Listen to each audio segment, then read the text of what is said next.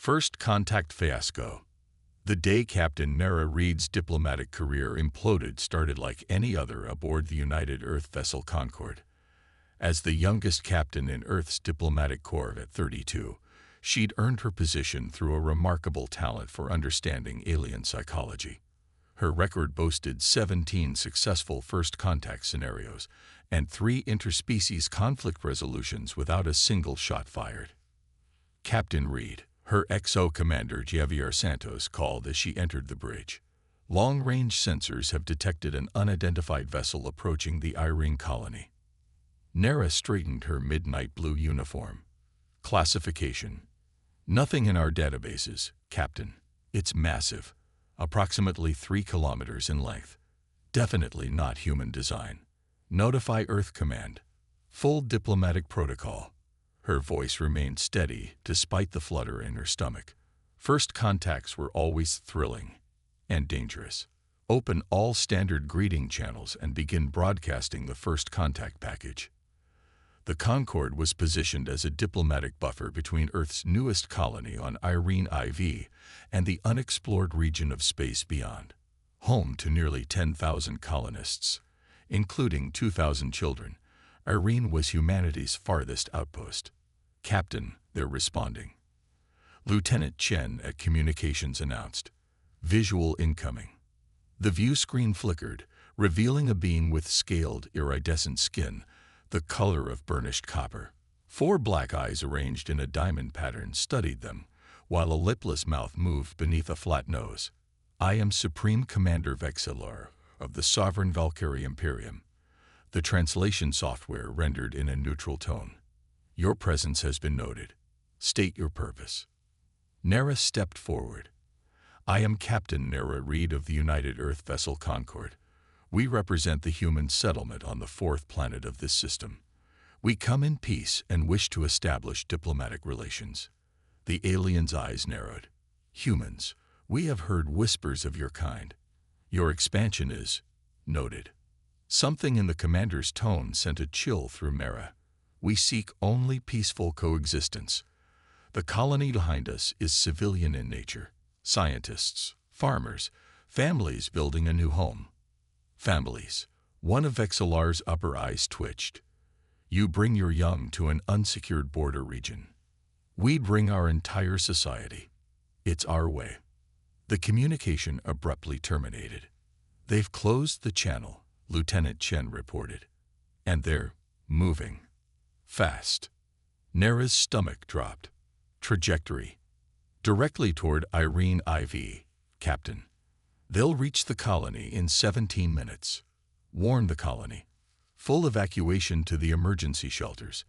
And get me Earth Command, Priority Alpha. The next hours passed in a blur of chaos. The Valkyrie ship descended on Irene's main settlement, deploying smaller craft that systematically targeted the colony's schools and daycare centers. Colonial defense forces were overwhelmed within minutes. When the Valkyrie ship finally retreated to orbit, the colony reported 216 children missing, abducted by the aliens.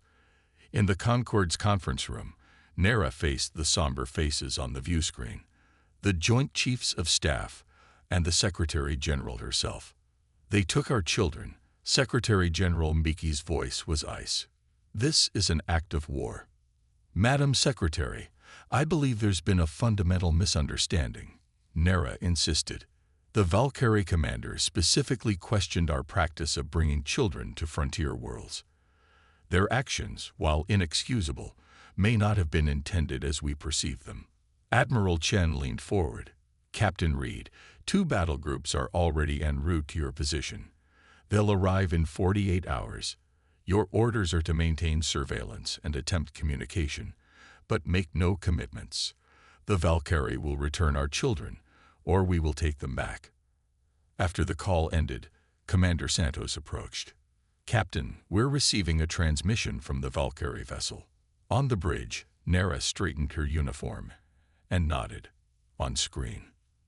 This time, a different Valkyrie appeared, older, with faded scales and eyes that seemed to hold centuries of knowledge. I am High Arbiter Zexovian of the Sovereign Valkyrie Imperium. I wish to speak with the human leader regarding the rescue operation. Nera raised an eyebrow. Rescue operation. You abducted 216 children from their homes and families. All four of Zexovian's eyes widened simultaneously. Abducted? No, Captain. We have rescued them from unconscionable negligence and danger. Explain.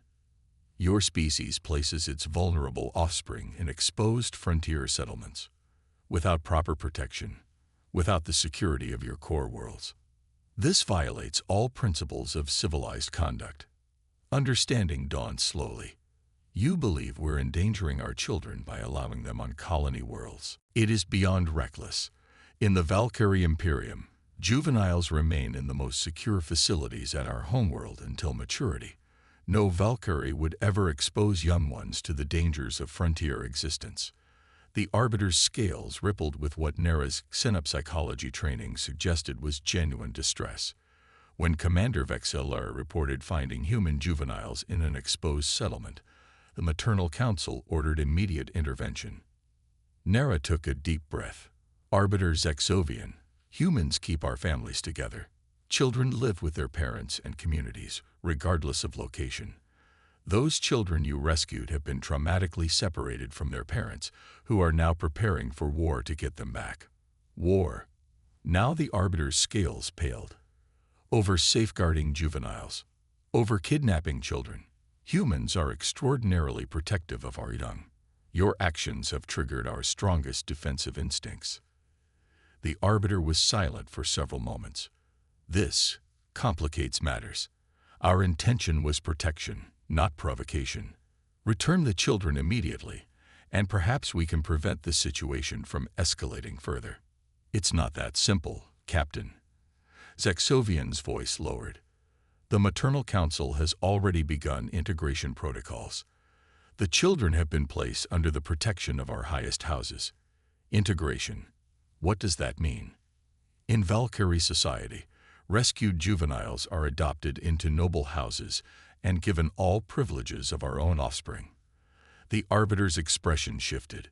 It would be unprecedented to reverse such proceedings. Nera felt cold dread spreading through her chest. Earth's battle groups would arrive soon, and they wouldn't come to talk. Arbiter, I need to come aboard your vessel. Immediately. With a small team of human child development specialists. She leaned forward. If you truly care about the welfare of those children, you'll realize they need familiar faces and voices right now.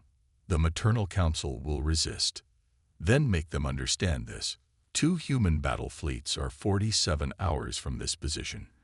If those children aren't returned, the Valkyrie will learn exactly how humans respond when their children are threatened. Hours later, Nera led a team of 4 specialists aboard the Valkyrie vessel. The massive ship's interior was a maze of soaring architecture and flowing water features, more like a palace than a warship. They were escorted by tall Valkyrie guards to an enormous chamber where 12 elderly female Valkyrie sat in a semicircle.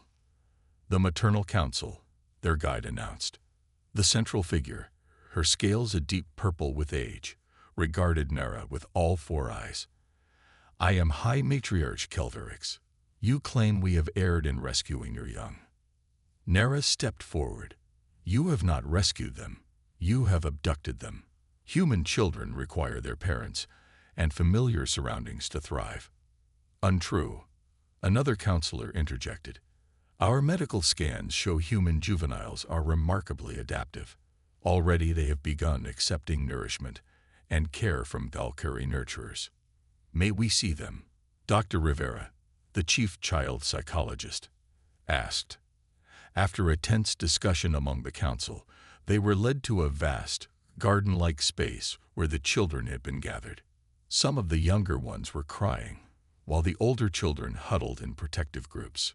Around them, Valkyrie attendants hovered anxiously, clearly distressed by the children's unhappiness. A small girl, perhaps 5 years old, spotted their human delegation and broke away from her group. Are you taking us home? She cried, running toward them. Before the Valkyrie guards could intercept her, Nera knelt and embraced the child. We're working on it, sweetheart. The High Matriarch watched this interaction with her head tilted. You see how they run to you. This attachment, it is stronger than we anticipated. Dr. Rivera stepped forward. These children will not thrive separated from their families. They will become depressed, anxious, and eventually physically ill. Is that what you want for them? Of course not. The matriarch seemed genuinely shocked. Our only desire is their protection and well-being. Then help us understand why you believe they needed rescue, Nera said. As the matriarch explained Valkyrie reproductive biology and social structure, a picture emerged of a species that produced very few offspring, each representing an enormous biological investment. Valkyrie young developed for 3 years in special natal chambers before birth, then spent 20 years in protected education centers at the heart of their empire. To place such precious beings on an exposed frontier, the matriarch shuddered visibly. We assumed your leaders must be negligent or cruel. Humans are different, Nera explained. Our children are born after 9 months and grow quickly. They learn by experiencing the world around them, including frontier life. And most importantly, they form deep bonds with their parents that cannot be severed without causing terrible trauma. As they talked, more children had gathered around the human delegation, seeking comfort and reassurance. The scene was making a visible impression on the Valkyrie Council. I begin to understand, the matriarch finally said. Perhaps we have made a grave error in judgment. An error that can still be corrected, Nera pressed. Return these children to their families. And if we do this thing, the matriarch asked, will your battle fleets still come? I will recommend they stand down, if all children are returned unharmed. The matriarch conferred with her council before turning back. We will return the human juveniles, but we request a diplomatic exchange. Send representatives to teach us about human child rearing, and we will share our knowledge of juvenile protection. Perhaps both our species have something to learn. As Nera watched the children being prepared for return, she reflected on how close they'd come to war, all because of a profound misunderstanding about the most precious thing any species protects, its children. The human response. The return of the children to Irene Colony averted immediate war, but the diplomatic crisis was far from over. Captain Nera Reed found herself in the unprecedented position of negotiating humanity's first interspecies child welfare treaty. The Valkyrie fleet is maintaining position at the edge of the system. Commander Santos reported as Nera prepared for her return to the alien flagship. Earth Command wants daily updates on negotiations and the battle groups. Still holding at the warp junction. They won't advance without orders, but they won't withdraw either. Nera nodded, understanding the precarious balance. Status of the returned children. Medical reports indicate no physical harm. Psychological evaluations show expected trauma responses, but the colony's mental health team is optimistic about recovery. Good. That gives us breathing room. She straightened her formal diplomatic uniform. The Valkyrie made a catastrophic cultural mistake, but their intentions weren't malicious. We need to build on that. Her shuttle docked with the massive Valkyrie vessel, where she was met by Arbiter's Exovian. The elderly Valkyrie's scales seemed duller than before, his movements slower. Captain Reed. He greeted her. The maternal council awaits. I must warn you, they are disturbed by recent developments. What developments? It is better they explain. The council chamber was tense when Nera entered. High Matriarch Kelverix's scales flickered with agitation. Captain, we have discovered something alarming. The matriarch began without preamble. Our deep scans of the human juveniles reveal biological abnormalities we initially attributed to your species' differences. Further analysis suggests otherwise. Nera felt a chill. Explain.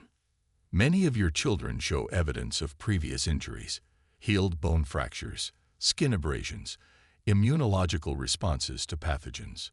Some bear viral antibodies indicating they have fought diseases. Others show evidence of exposure to environmental toxins. Yes, Nera said cautiously. Children fall and break bones.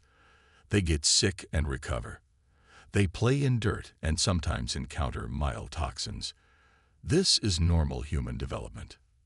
The entire council seemed to ripple with collective horror. You permit this? Another matriarch asked incredulously, deliberately. Nera realized she'd stumbled into another profound cultural divide. Not deliberately, but we accept it as part of natural growth. Valkyrie children don't experience injuries or illness. Never. Kelverix declared. Our juveniles are maintained in environmentally controlled, pathogen-free facilities. Their nutrition, education, and physical development are precisely managed to prevent any harm or discomfort. That explains a lot, Nara murmured. Matriarch, humans believe some exposure to environmental challenges strengthens our children. Our immune systems require exposure to pathogens to develop properly. Our bones grow stronger after stress. Our minds develop resilience by overcoming difficulties. You subject your young to suffering as training. A younger council member asked, clearly struggling with the concept. Not as training, but as a natural part of growth. We protect them from serious harm while allowing them to experience the world as it is. Nara paused, choosing her next words carefully. May I ask about Valkyrie juvenile development? How do your children learn to navigate challenges if they're completely protected from them? The question caused visible discomfort. After a lengthy silence, Kelverix spoke. Our juvenile mortality was once catastrophic. Over thousands of years, we engineered both our biology and society to maximize survival. Now we produce few offspring, but they survive at rates approaching 100%. At what cost? Nara asked gently. Another uncomfortable silence fell. Our young require extensive reconstruction upon reaching maturity, a different matriarch finally admitted. Their immune systems must be artificially primed. Their bones require surgical strengthening. Many struggle with the psychological transition to independence. Nara nodded slowly. While we have different approaches, we share the same goal: children who grow into healthy, capable adults. Perhaps our species can learn from each other's experiences. Over the next several days, Nara facilitated a remarkable exchange. Human child development specialists shared research on resilience and natural immunity development, while Valkyrie experts demonstrated their advanced protective technologies and nutritional science. Most compelling was the reaction when a small delegation of Irene parents was permitted to visit the Valkyrie ship with their recovered children. The maternal council watched in fascination as human parents balanced protection with independence, stepping in when necessary but allowing their children to explore the safe areas of the alien vessel. They permit such autonomy. Kelverix observed as a group of older children organized a game in one of the garden chambers. Yet the juveniles instinctively return to their parents periodically. It's called secure attachment, Dr. Rivera explained. Children who trust their caregivers will explore with confidence, knowing they have a safe base to return to. A week into negotiations, an incident provided the breakthrough they needed. During a cultural exchange demonstration, a 7-year-old boy fell and scraped his knee. Before the horrified Valkyrie could react, the child's mother calmly cleaned the wound, applied a simple bandage, and comforted him. Minutes later, the boy was playing again. The resilience is remarkable, Kelverix told Nara afterward. We have been monitoring the injured juvenile's vital signs. His immune response activated appropriately, endorphin levels regulated his pain, and his psychological distress resolved rapidly. This is typical human development, Nara confirmed. Captain Reed, the matriarch's voice lowered confidentially. There is something you should know about our species. The Valkyrie were not always as you see us now. She led Nara to a secured chamber deep within the ship. Inside was what appeared to be a museum of evolutionary biology. Holographic displays showed the Valkyrie's ancient ancestors, smaller, hardier beings with armor-like scales and powerful limbs. We evolved on a high-radiation world with extreme atmospheric volatility, Kelverix explained. Our ancestors were warriors and survivors who thrived in harsh conditions. She gestured to more recent evolutionary stages. As we developed technology, we began modifying ourselves for intelligence over resilience. Over generations, we sacrificed our natural adaptability. You engineered yourselves toward specialization, Nora realized. Yes, and in the process, we made our juveniles increasingly vulnerable. What began as protection became necessity. Kelverix's scales dimmed to a somber gray. Some Valkyrie scientists now believe we have reached an evolutionary dead end. Each generation requires more intervention than the last. The revelation shifted Nera's understanding of the entire conflict. You didn't take our children just to protect them. No, Kelverix admitted. The Maternal Council hoped to study how human juveniles develop such remarkable resilience. We thought perhaps we could learn to help our own species. You could have simply asked, Nara pointed out. Would you have shared knowledge that might empower a species you knew nothing about? It was a fair question. Probably not immediately, Nara conceded. But kidnapping children guaranteed conflict. Our desperation clouded our judgment, Kelverix admitted. For the first time in centuries, our last generation's juvenile mortality increased despite our best efforts. We are running out of solutions. Nera thought for a long moment. Matriarch, I believe I can propose an arrangement that might benefit both our species. 3 days later, Nera presented a bold proposal to both the Valkyrie Maternal Council and Earth Command. The establishment of a joint species developmental research institute on Irene IV, where Valkyrie scientists could ethically study human childhood development while sharing their advanced protective technologies with human researchers. This arrangement offers 2 key benefits, she explained to the Earth delegation. First, we gain access to Valkyrie medical technology centuries beyond our own, particularly in genetic screening and environmental purification. Second, we establish a cooperative rather than adversarial relationship with a powerful neighboring species. Secretary General Mbeki seemed skeptical. And what do the Valkyrie gain from this arrangement? Hope, Nara said simply. Their species faces an existential crisis of their own making. Our developmental biology may offer them a path forward. Against considerable political resistance on both sides, the agreement was ratified. 6 months later, Nera stood at the dedication ceremony for the new institute on Irene IV. Beside her, Matriarch Kelverix watched as human children played in a park visible through the facility's windows. They seemed so fragile, the matriarch observed, yet they possess strength we have engineered out of ourselves. Different evolutionary paths, Nera replied, but perhaps not incompatible ones. A small Valkyrie delegation had brought something unprecedented. 3 juvenile Valkyrie, permitted to leave the homeworld for the first time in their species' modern history. Under careful supervision, they were cautiously interacting with human children, their scales shifting with excitement and nervousness. It will not be easy, Kelverix said. Centuries of biological engineering cannot be quickly undone. But perhaps we can find a middle path between our overprotection and your enthusiastic resilience building. Perhaps, Nora agreed, watching as a Valkyrie child tentatively joined a game of tag, moving with more natural grace than the adults of its species. The most important lesson might be the simplest. Children are remarkably adaptable, if we give them the chance. Later that evening, Nera filed her report to Earth Command, concluding with a personal observation. In attempting to abduct human children, the Valkyrie inadvertently revealed both their greatest weakness and humanity's greatest strength. While they sought to protect through isolation, we protect through preparation. The incident that nearly led to interspecies war may ultimately strengthen both our peoples, proving once again that understanding our differences often reveals our common ground.